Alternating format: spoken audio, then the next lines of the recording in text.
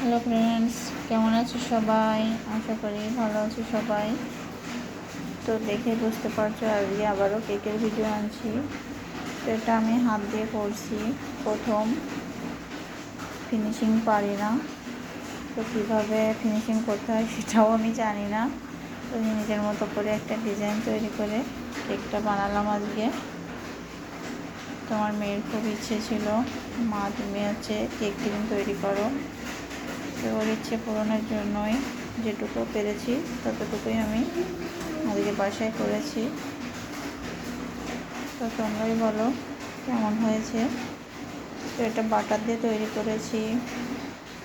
তো প্রথম কেক বানাতে গেলে, বাটার দিয়ে বানাতে গেলে অনেকের কিন্তু হয় না, সেক্ষেত্রে আমি কিন্তু ক্রিমটা তৈরি করতে পেরেছি, এটাই আমার জন্য অনেক বড় কিছু। তো এটা খেতেও মোটামুটি কিন্তু মজার হয়েছে। তো আমি ডিজাইন তেমন বুঝি না, নজরগুলো কোন ডিজাইনে কীভাবে হয় তাও জানি না, এই জন্য আমি ছেদ ধরে কিনেছিলাম।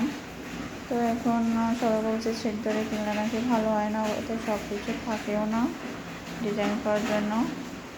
তো এখন ওই দুইটা দিয়ে যেটা পেরেছি সেটাই আমি করেছি, বাচ্চাদের মতো করেই করেছি। তো আমার ভিডিওটা ভালো লাগলে সবাই আমার চ্যানেলের পাশে থাকবেন, আমার পাশে থাকবেন, আর আমার ছেলেমেয়ের জন্য সবাই দোয়া ও আশীর্বাদ করবেন। আজকের ভিডিওটা এই পর্যন্তই।